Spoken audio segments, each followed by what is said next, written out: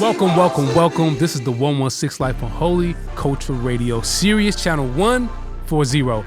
I'm your host, Ace Harris, here with the amazing Limoblaze, God's favorite baby, young and chosen. The AKAs is a lot. The AKAs is a lot. You know who it is. It's your boy Limoblaze. Hey, yeah. This is my homie, my African brother. Yes, sir. My Nigerian brother who believes that Liberian food is the best. Fallacy. We're gonna. So one thing about us Africans, I mean, especially Nigerian, we're gonna always spar. You know what I'm saying? We're gonna make sure. I mean, but we at the end of the day, we all know like who's got the best, of everything in Africa. We know. We just try to entertain the other conversations to be humble, but we know. I think we're gonna end this taping early because we have to duke it out in the back. You know what I'm saying? But what's up, man? I mean, this is like family talk, man. Me and you. I think we've grown pretty close through the years, and I mean, you've been part of the Reach scene. Well, not even just Reach. You've been on the scene in terms of like Christian music, African music for a minute. Yeah. First of all, how you feeling today, man? Man, my flight yesterday was annoying. Yeah. But besides that, man, it's a blessed day. I feel good. It's always, I always love being in Atlanta. Yeah. And just being around the guys, being around you, Cray, and the rest of the guys. So it's amazing because like I'm leaving like 7,000 miles away. I don't know if it's 1,000 miles. But it's far. I'm living very far away. So every opportunity to like connect and be with the fam, I appreciate it. For sure. I mean, I think it's like always. I think it's probably your third time back here or second. Probably third. Yeah. Third. I think it's the third time. Yeah. Third. Yeah. Even though I feel like even though you live far, we've been seeing each other a lot. And I think it's good for you to keep. I think it just speaks to how busy you've been too, though. Yeah. I mean, talk a little bit about that. How's it been just managing all the latest growth of everything? And we're gonna get into some backstory, but just currently, it's good to just hear people hear you, say what you. How's it been? It's been crazy, man. It's a blessing, and like I'm forever grateful for it. But I've been on the road. My wife always corrects me. I say being on the air because I'm like flying from country to country. Mm-hmm. But I've been on tour for months now. Yeah. I finished my Europe tour weeks ago. I did Amsterdam, Belgium, Germany. I haven't finished because I'm doing Paris in 2 weeks. Did the London show, was crazy. Man, I've been around. Did Dallas, did Houston, just came from Toronto into Atlanta. So it's been crazy, man. I've been performing every week for the past 4 months. Wow. Yeah, it is exhausting, but it's a blessing, and I'm just glad being able to do what I do, man. Amen. I mean, I think it just speaks to the uptick in your growth in your career. Oh, yeah. You're kind of on God's taking you to new heights. Yeah, and I think sometimes balance and the busyness can be an adjustment. Oh yeah. But even though you're on a wave right now, things are going up. I think it's also important for people to get to know. Yeah. Limoblaze, Samuel Umubiku. Nah, don't do that. It's Onwubiko. Don't bite your tongue, man. I'm gonna let that chill. Yeah, Samuel, you Nigerians, Imo, man. Onwubiko Jr. That's a name. So just for the people who are trying to getting up to speed, I'm assuming if you're tuned in, you're familiar with Limoblaze. You should be. I feel like you've been seeing them all over our channels, but for those who are kind of still like getting used and acclimated to it, tell the people, shout out Biz in the back. Biz! To tell the people a little bit about who you are, where you're from, what you do, and everything, Okay, so oh my God, Biz. Shout out Biz. Biz is a mess. Biz is a mess, and we're just gonna... my name is Samuel Imo Onwubiko Jr. I am Nigerian, born and lived the majority of my life in Nigeria. I'm just a guy that I love God, I love people, and I love making music. I studied biochemistry in school. I have a BSc in biochemistry. I have a master's in business management, a diploma in business management, some project management somewhere around there. But that to say, that's maybe some of the things about me that people don't know. Right. I've been going to school for the most part of my life. But I make music, man. Humbly, I think I make great music that God breathes on. And God's favorite baby. So for the people who are obviously hearing you talk about your academic background, what was it like growing up in Nigeria that you grew up kind of like in the north? Would you say? I grew up in the north central part of Nigeria. Okay. Yeah, I grew up in Benue State. That's where I was born, actually. That's how I was born. And I have so many fun memories growing up because, like, where I grew up in it's like, you know how, like, New York is like the hub of entertainment in the US? I mean, people would argue that maybe Atlanta. Well, yeah, I mean, New York is still a media hub. Yeah. Where I was born and grew up in was very far from that. Just give me a name of maybe one place in the US that nothing happens. No shot to anybody. I would love to, but I feel like our fans would maybe like middle Georgia or like South, like North Dakota or something like that. Probably. But like where I was born, no shade, y'all. No shade to anybody. But where I was born in, it's like it was so far away from like everything media that was happening in the country. Yeah, it was so bad that if a song became a hit song in Nigeria, it gets to us like 3 months later. That's how bad that. Y'all were just disconnected from like the central. But it was a small community, so it was also fun and growing up there. And yeah, man, that's was it like agricultural? What was? No, that was the agricultural hub of the country. Oh. It's literally called the food basket of the nation. Wow, what kind of foods did y'all make? Did you grow up on a farm or? No, I didn't grow up on a farm. I might have been to a farm like 3 times with family friends, but no, my family wasn't into. They were in industrial. They were more industrial. Yeah, my dad was into transportation. Okay. Yeah, my dad had like bosses that did interstate travels and all of that. And my mom used to be a teacher, and then she started running like a business, like a supermarket type business. But yeah, it was the agricultural hub of the country, and that's like where food was really cheap down there. We had cassava, yam, rice. The majority of the foods found in Nigeria, we had it, except maybe for like things like onions that came from further north. Okay. Yeah. But I mean, living in Benue was fun, man, because like it was also like a really affordable town to live in. Right. It still is. It is one of the most affordable place to live in the country. It sounds like a super like peaceful. It was peaceful for a long time, and then the conflict started to happen in the villages. Say more. What kind of conflict was happening, and how old were you during this time? I think this conflict really started to. Now, this conflict had always been there, but they were not consistent at the time that I was like little. Maybe it was when I started getting to like maybe 18, 19 years old. This conflict started to happen, and then it was always tagged to a certain tribe, which I don't want to mention because I don't want it to get like political. Yeah. But it was always this. It was so consistent. It still happens. You just wake up and you hear that 80 people were killed in this village overnight. Like it happened so much that we became very desensitized to like killings and all of that stuff. But it was but we lived in like the what's it called? The main city. I was born in Makurdi, which is the main city of Benue. Okay. So these things barely made it to the city. Okay. But it was always happening around the villages. Right. It's still happening, and it pains me so much. But I think sometimes in the world I live in the West, in America, we sometimes have especially Christians, we sometimes have a short-sighted view of what conflict looks like in other countries. It's bloody, man. Yeah. It's bloody.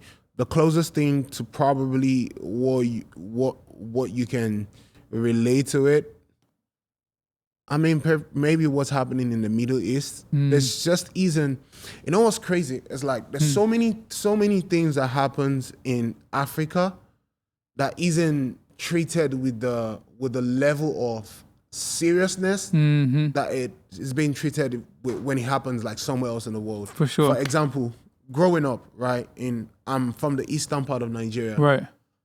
There's a war called the Biafra War, and 3 million of my people were killed. The Biafra War, yeah. 3 million of my people.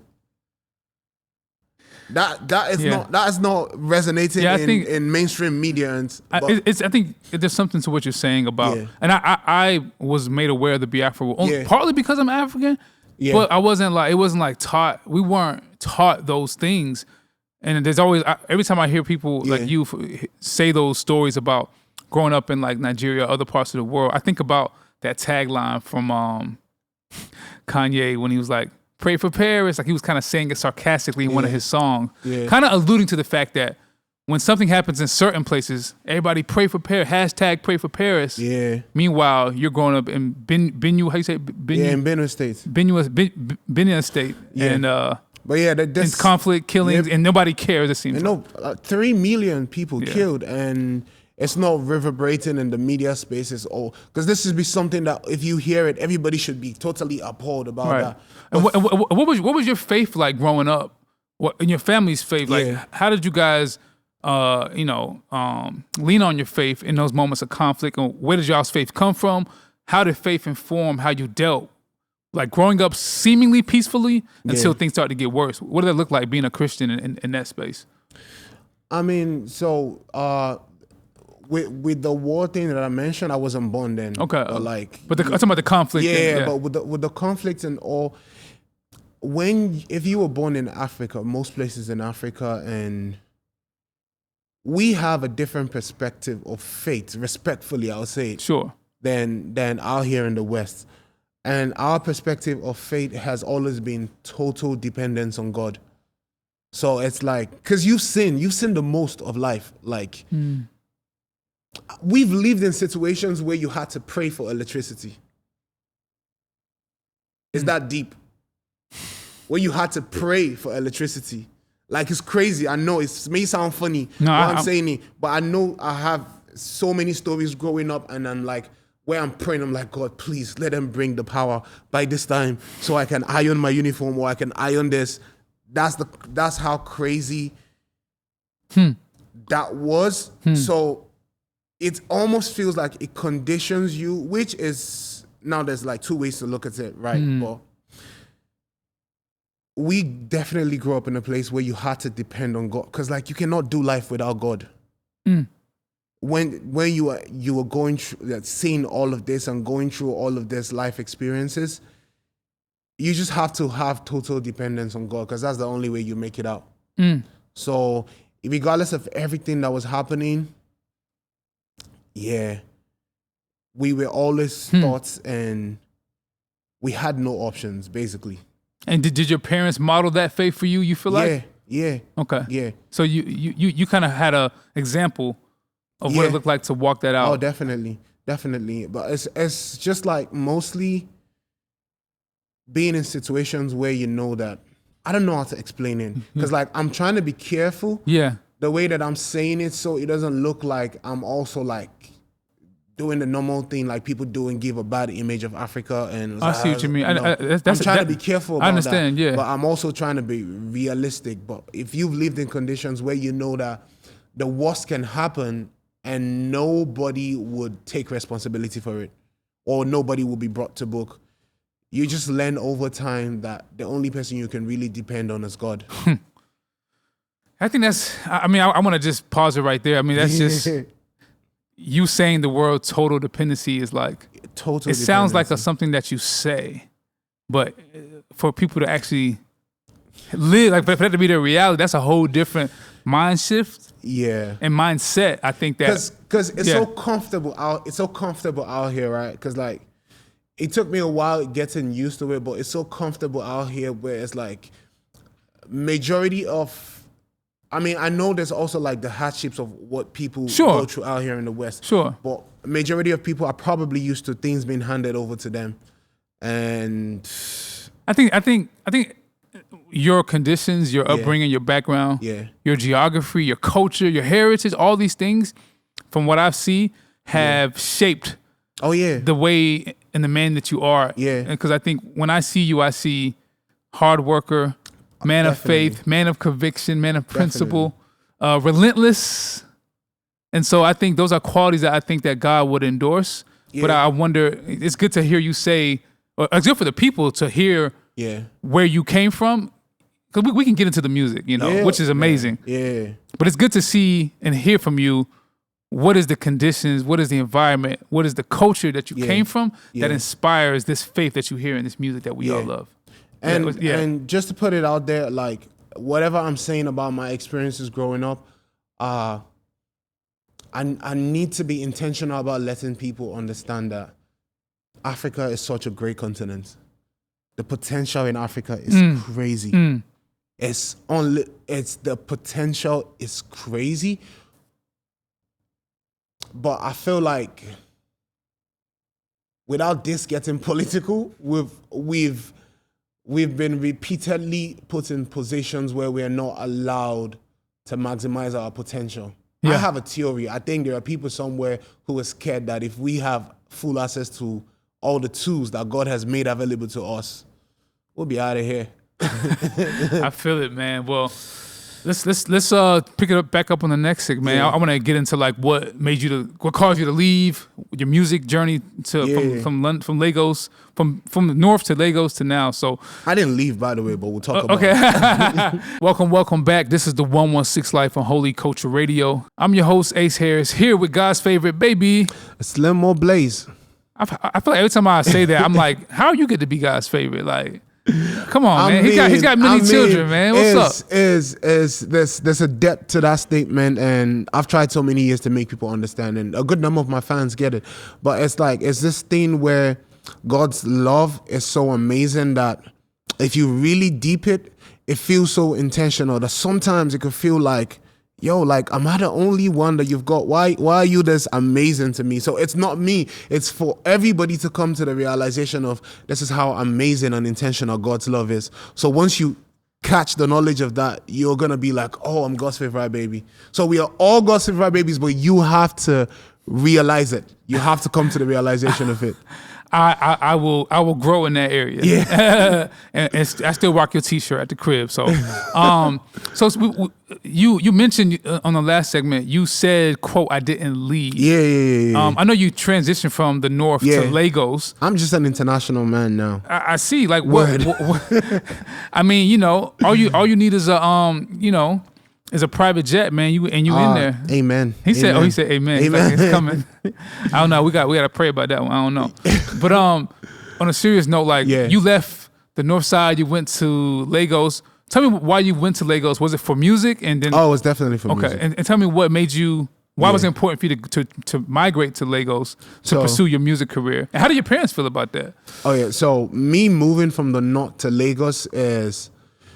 Growing up, right? When you grow up in Nigeria and you have any interest in music, the conversation has always been, if you want to succeed in music, you have to go to Lagos. So it was we were already mentally conditioned that, because that was where the industry was, and in hindsight, it was a good move for me, because that's where the majority of what happens in entertainment in Nigeria happens, is in Lagos. So immediately I was done with uni, I was like. I had saved some money up. I was like, you know what? I'm going to Lagos. My parents were not having it. My mom especially. My mom said, no, you're not going anywhere because, like, you just finished school.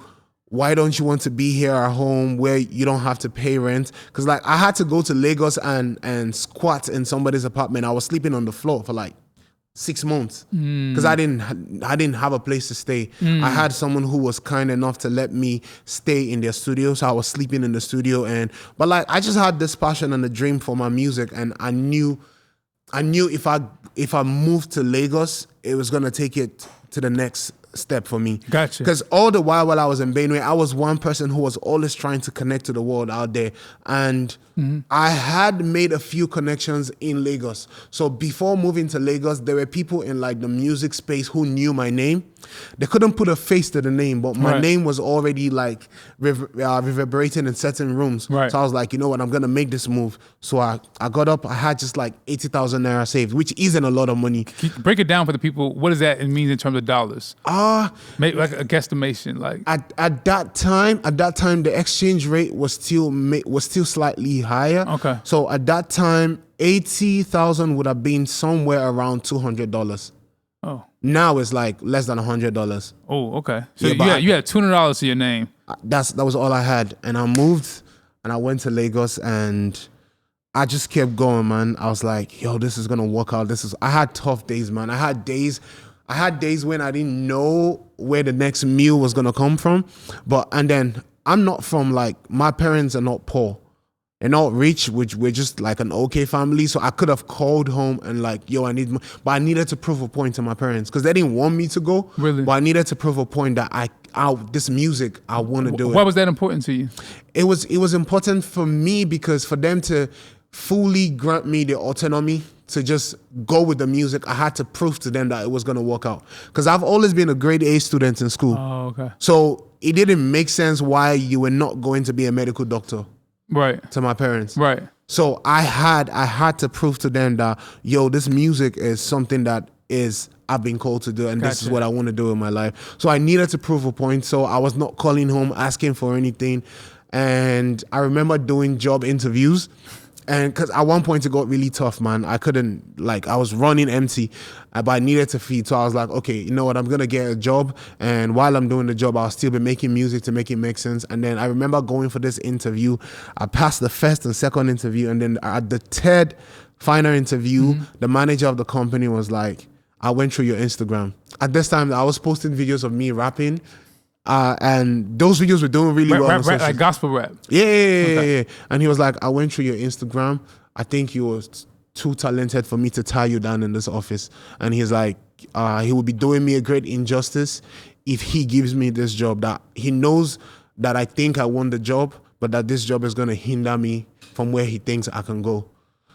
Yo, shout out to that guy, man. Yeah. I took that to the chest and I went home and I was like, I'm going to give this music everything that I've got for the next 6 months.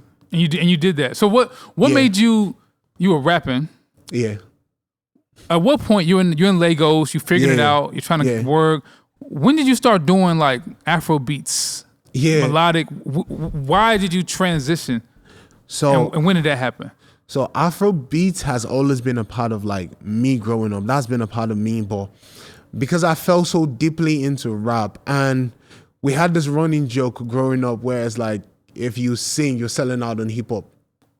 So I could sing. When I started music, like me falling in love with music was as a vocalist. Like I could sing, but then I got into rap, and I would say I was great at rapping, and mentally I thought I had like street credibility. Like I had to keep it real. Like, I can't be out here singing no hooks, man. That's not gangster enough. But I remember trying one of my friends, Naomi, shout out Naomi, wherever you are. Mm-hmm. She was like, because I always used to feature her on songs to come sing my hooks. So there was this day she came to the studio, we were supposed to do a song together. She said, Limo, I'm not singing this hook. You're going to sing it yourself. She was like, you can't sing. Because she's heard me sing, and she's like, you can't sing. Why are you always bringing me here to sing choruses for you when you can sing? And then she forced me to sing the chorus for the song. And that came out really well. And then I remember doing that like 2-3 times. And then I started to see the reaction that was getting with the people. Because at the end of the day, as an artist and as a man of God, my thing is I want to have influence. And regardless of whatever I think, it's like, what is going to get me the most influence with the people so I can bring to them the word of God? Because the music is like, the music pulls people in. That's good, The music avails the platform for me to be influential to people. So when I started making Afrobeat music, the reaction, the interaction with the music, with the people was different. It was, because the rap was always like, yeah, he can rap, he's cold. But then, y'all not really streaming this music because I don't see the streams going up. What's happening? What's happening? My voice said rap wasn't streaming, so I started singing on y'all. No, but I could tell they were not really listening to the music. Maybe they just go listen to it one time and they walk away. But then with Afrobeat, I found out it was different. It was different. People had that on their playlist. Do you feel like the melody, the function of melody, allowed the message to go? Yes. And go not just within my community, but also go international. I have a theory that I discovered early. You can challenge me on this, and that's fine. But with rap music, I feel like people need to understand what you're saying to really soak it in. So there's going to be a lot of comment section on that, but keep going. Say more. There is a limitation that comes with that, because like when you go to places, if you're rapping in English and people don't understand what you're saying, I mean, there's cases where the music is just such a bop, the production is crazy, and then people can just vibe to it. But what I found with like Afro beats with singing I found that early is like people who had no idea what I was saying couldn't deny the melody. Because the melody just hits you, and people sing along to the melody, even without knowing what it means. The words, yeah. That's very. So you started to see the response. Yeah, the response, and that led you to just double. I mean, when did Afro beats and Jesus? When did you like? 2018. Okay, so that was right before that moment. No, before then I had been dabbling in it, like beats.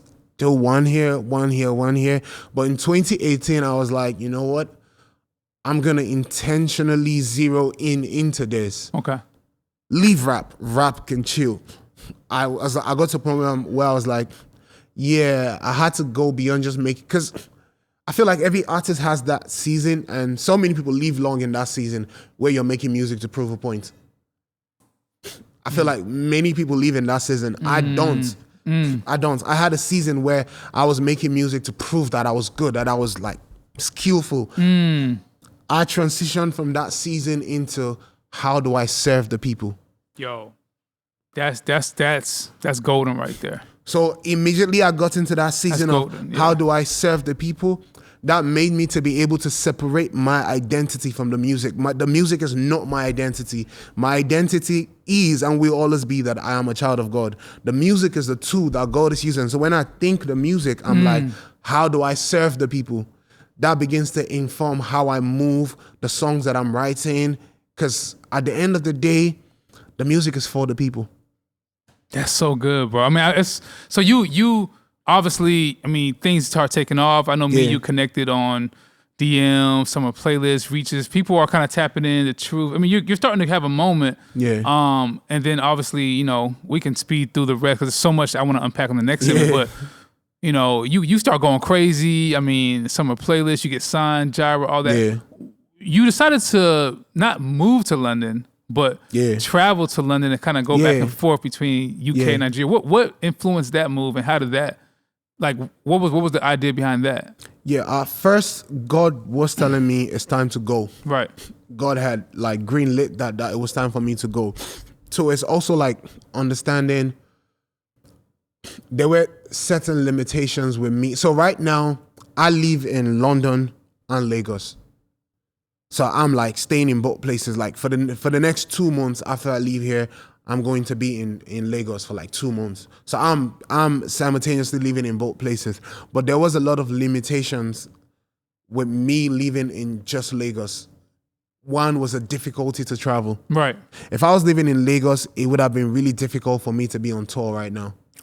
Gotcha. There is a difficulty to travel. There is a difficulty to get visas. Gotcha. Come out of Nigeria. Yeah, to come out of Nigeria. It is difficult. But with me living in London, it was so strategic for me because I could foresee an expansion into Europe happening and into the US. So the US is 7 hours away from London. France is 1 hour away from London. Germany is 1 hour away from London. Amsterdam is 1 hour away from London. Everywhere in Europe is 1 hour away from London. Lagos is 6 hours away from London. So it's like London is like a central point. Yeah. I can get to anywhere that I need to get to. If I was going to come to the US from Nigeria, that would be a 14-hour trip. Why? Yeah. That seems long. Yeah, it's a 14-hour trip. Oh, I didn't know it was that long. It's long. That's super long. It's just UK is like a central hub. It's like a central hub. Okay. I mean, there might be direct flights from Nigeria. I haven't seen any. Yeah. I've had a trip from Washington to Lagos that was like 11 hours. Wow. I haven't seen a trip directly from Lagos to. There might be. I mean, I think there are some direct flights, but from the north to Lagos to London, from Sunday in Lagos to Sunday in London, you've kind of carved out a nice route, and I think as you're growing in your career, you're like, you're you're creating like a tour of fans. You're creating and galvanizing new fans and new momentum. And I would love to like on the next segment, man, just tap into like specifically, the things you got going on right now, the run you've been on, and how God's just using you to take Afro gospel to the globe, man. Yes, sir. Let's get it. This is the 116 Life, Holy Culture Radio, Sirius Channel 140. I'm your host, Ace Harris, with Limoblaze. We'll be right back, y'all. Stay tuned. Welcome back. I'm your host, Ace Harris, here with Limoblaze. Limoblaze. Yeah. So, man, let's talk about this year, 2023. You've been on a tear. You've been on a tear. I mean, you've crossed 1 million monthly Spotify listeners. You've sold out tours. You're being an ambassador for Christ in culture. Did you know this year was gonna, like, what was your intention this year? And let's talk. We're gonna break it down song by song. I think people would love to hear that. Like, to be honest, like I walked into this year knowing like it was gonna go up because I feel like one, I prayed for it, and I know God answers prayers. I prayed for it, and two, it feels like I'm in a season where I've had so many years of hard work, and now I'm aware everything is just beginning to pop open. It's like doors are opening, and man, it's been crazy from like the music releases to everything we've done and to like touring. Touring has been like the highlight of it, and man, it's been amazing. So like you started off the year. I want to say we started off with two. The 2-pack, which was like it's like a little appetizer. Well, like when we started the year, we started the year with the 2-pack 2 on Somebody, and basically those two songs we were like, let's get this out of the way before we start our run for the year. So those songs were like, 2 was a very experimental song for me. I just wanted to experiment and see how that would come out. Right. And so many people love that song, by the way.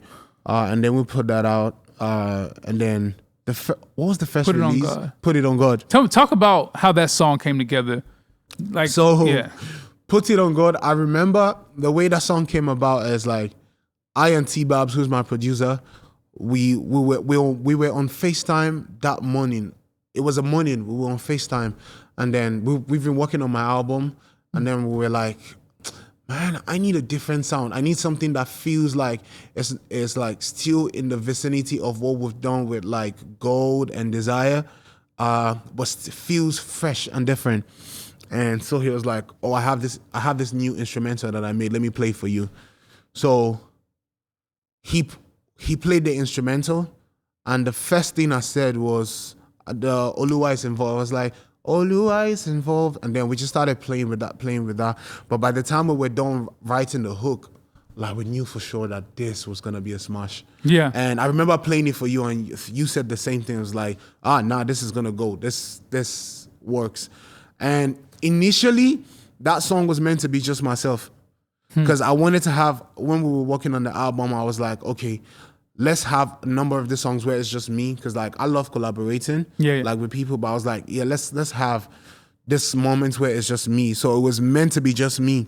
And then I remember having a session with Anatolia for a different song, and we were in that session, and it felt like we were not going anywhere. Right. Because like she was vibing, we were recording stuff, but it wasn't smacking yet. We're not feeling like. So I felt like maybe we had gotten into a point where there was a little block. There was a mental block or something. So I said, you know what? Let me play you some music that I'm working on and see if that's going to inspire you for us to come back to that song. Oh, got it. And then... But as soon as I played it, she just went crazy. Her verse in the song, 50% of it was off the first freestyle that she did. After hearing it, she killed it, man. When I heard that, I was like, yeah. I think it's dope because like that song embodies like the sonics of authentic Afro beats music. Yeah. But the unashamed, I love in the clear, worshipful. And the message like dependence on God. Back to your comment earlier, which is tying it back to even the whole ethos of what we're about, of like being unashamed, the 116 life, like. when you say that, you're not saying that out of like just it being a cool saying. Oh no. You really like talk Yeah. about the meaning, the heart behind what that means to you. And for me, that is like one message that I've been repeatedly passing lately. Actually, in a number of the songs that I put out this year, that message has been consistent. And I've been trying to teach people that, look, God did not promise you a problem-free life. That's not what he promised. What he promised that when the storm comes, I will be your peace in the middle of the storm. And I'm always trying to remind believers and whoever cares to listen. Because like sometimes people sell this gospel where they tell you, oh, life is going to be perfect. That's not the truth of the gospel. It's nowhere. It's not written anywhere in the Bible. And I'm like constantly trying to remind people because like I have lived it. I still live it. I still live situations where things feel crazy and it feels like it's out of my control. For sure. But the only thing I can always trust to fall back on is just to lay it all at his feet, like put it all on God. That's so good, That's man. that's the only way that I can find peace. Because like KB said, I don't know what tomorrow holds, but I know who holds tomorrow. I love that. So my confidence is going to be in the fact that I can put all my cares, I can cast all my cares on a God that I know is loving. And sometimes things don't turn out for sure how we expect them to. But even in the seasons where we experience pain, I've learned over time that there is no pain that we experience that is useless. That's good, bro. So me consistently trusting to lay it all on God is me knowing that even if I go through pain, God has a use for my pain. That's so good, bro. Put it on. Sometimes in culture we use that phrase loosely. Yeah. But I think you've kind of helped. That song helps substantiate or qualify the meaning behind it. So, what was the next one? What was the next record that came out, man? First of all, it was. I think it wasn't Pretty Day. Was it? I think it was Pretty Day. It was after Put It On God. I know you did the Gold. I think the Gold remix packs earlier. Oh yeah, we did those. But I think it was Pretty Day. I think it was Pretty Day as well. Like Pretty Day with Madison Ryan Ward. Yeah. Talk about that record and how that came about. Like, because I mean, I see that. It was Pretty Day. Everybody using that song on their socials, even people who are not even seemingly Christian fans. Like, what was the thought process behind that record? So Pretty Day, first of all, I wrote that song like 2 years ago. I had it wrote it 2 years ago. T-Babs had sent me a track and I was like, so my thought process behind it, I started that song off a conversation I had with you. Because we had a conversation, our regular A&R conversations, and you were like, oh, okay, so we need to make something that appeals to a global scene. Because a huge part of my Afro beats for some people might be it's very cultural, down deep in this is core Afro beats. So you and I were having conversations of, okay, how do we introduce some elements of R&B, hip hop, maybe the Western expression, it's a bit more familiar with. So that's how I started off with that. So I wrote the hook and then I kept it for 2 years because for some reason I had doubts about it, because it wasn't this was not my regular go-to. Right. This isn't an easy waking up Limoblaze sound. Sure. Yeah. So I kept it for 2 years and then I was I found Madison's music. She's phenomenal. We got to have her on the show. So phenomenal. Madison's amazing. I found her music and I'm like, who is this that has this voice? Yeah. Then crazy story. And I went to search her out on Instagram and I saw that she was following me and I wasn't following back. I was like, oh no, how can somebody this amazing be following me and I missed it? So I followed her back and I texted her and I was like, oh yeah, oh my God, you sound so amazing. And then she was like, yeah, I love your music too. And then, and I had this song in the drive for 2 years. I was like, I gotta do something with her, which goes against my regular principle. Because my regular principle is I have to have a relationship with someone for a while before we make music. Right. But when I heard, I was like, no, this just feels right. So I told her about it, sent a song to her, and she was like, oh yeah, she loves it. And then she jumped in it, man. And what I found with the song, like you said, it's I feel like it reaches a broader audience. It's like there's so many people who are using the music, and I can tell these are not my regular folks in church. Yeah, it had a little bit more broad. Yeah. There are people who are discovered the song, using the song, who are not necessarily traditional Afro gospel fans. They just kind of like, I think that there's something beautiful about the message of it. Yeah, because what's also interesting is, to a very large extent, I think the message is very explicit. It is. Yeah, it is. It's like, this is explicitly Christian content. I think it's just that it's a very first of all, it's not like a revolutionary concept. Oh no, it's not. just this is the day the Lord has made. Let us rejoice and be glad in it. Like, we're gonna make the best of this day. Yeah, regardless of what happens today, we're gonna make it a pretty day. And it's a very declarative statement. Yeah, this is it's going to be. Yeah. Not it has been. It's like, going to be. And I think that goes back to your your way you think, that dependency. Put it on God. It's gonna be a good day. God's got this. And I think that song gives me life. I think it blesses people for that reason. Yeah. All right, moving along. The 2023 run. Put It On God. I think it's My Matter. Yeah, we did. Before we got to My Matter, we did.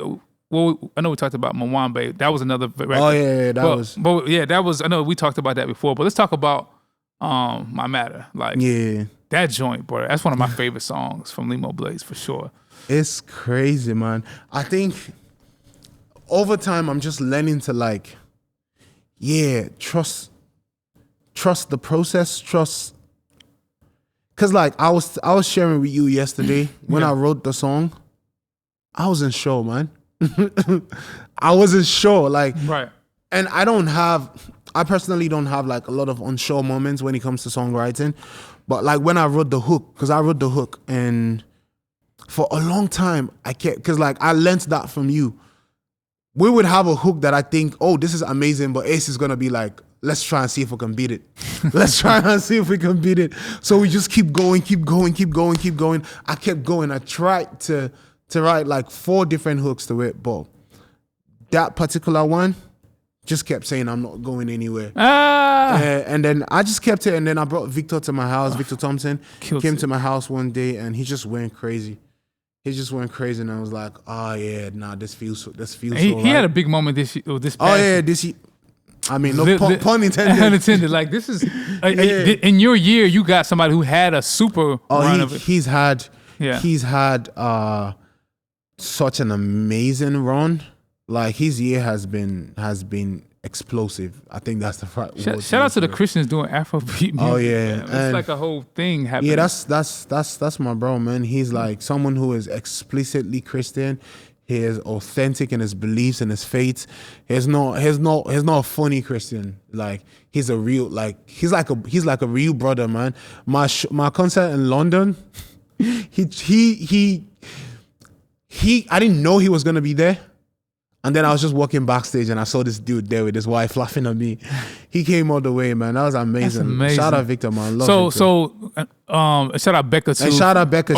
She killed. Verse amazing. She killed. And that song is just I'm hearing the same themes of like, for my matter, God's gonna take care of my business. It's very I think dependency is just because like I just think I can't get away from that theme in your music, bro. In this season especially, I've just have been feeling that it's so important to turn people back to dependency on God and not dependency on things.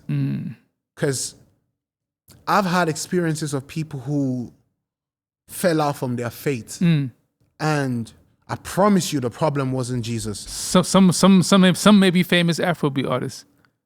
I don't know. But one thing that I've experienced is people sold them a false narrative of the gospel. So people, which is almost painting Jesus to be like a genie. You give him this, he's gonna give you that, and that's not the truth of the. So people have these expectations, and then they're not repeatedly and not met with those expectations, and they now begin to feel like God is not faithful. Yeah. But that's not what it is. Somebody just sold them the wrong gospel. I'm sorry to break it to you, but the truth and the entirety of the gospel is salvation.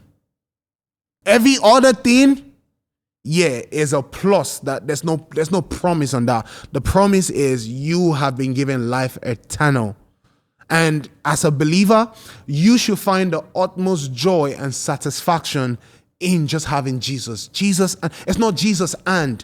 You should have the satisfaction in having Jesus, period. And I need believers to start having that mindset. Because that way, people do not start falling into this trap of, oh, because I didn't get provisions for this, now God is not faithful. No, he's faithful, man. He died on the cross. That's faithfulness. He assured your eternity. That is the beginning and the end of faithfulness. That's it. That's it. Done. I mean, even to kind of speed through, man, like, I mean, Talking Do went up, which I would love to talk about that, but I want to Talking Do, and then you have this song, which, Over. I've been seeing you tease it out on socials with Ellie. That's going to be a moment. It may be live by the time this drops, but speaking of like encouraging believers, I was in London, shout out Katie, shout out D, shout out Ben Washer, the Reach Records team. We're live in London for your Sunday in London show. Talk about how everything you're preaching culminated in one night, and how that experience kind of fortified what you're branding and what you're kind of talking through in your music. Yeah, I mean, so it falls back to like Afro gospel, right? Most times when I say Afro gospel, people think it's a sound, and I'm like, maybe for some artists it is. It's never been about the sound for me. I mean, the sound is a key part of it, but for me, Afro gospel has been a movement. It's been a movement of revival. It's been a movement of young people being unashamed of their faith and their belief in Jesus and finding a sound that it could make the soundtrack of their lives. It's hard. So Afro gospel for me has been the soundtrack of the lives of a movement of young people who have come out to say, I love Jesus, I believe in Jesus, and I'll be unashamed about my faith. So when you come to my shows, it's crazy because like you see all of these young people who are like out there singing every song word for word, and we're in a season where these young people are so confident and proud to say, I listen to Afro gospel. I listen to Limoblaze, because like, I mean, the music is amazing. That's a given.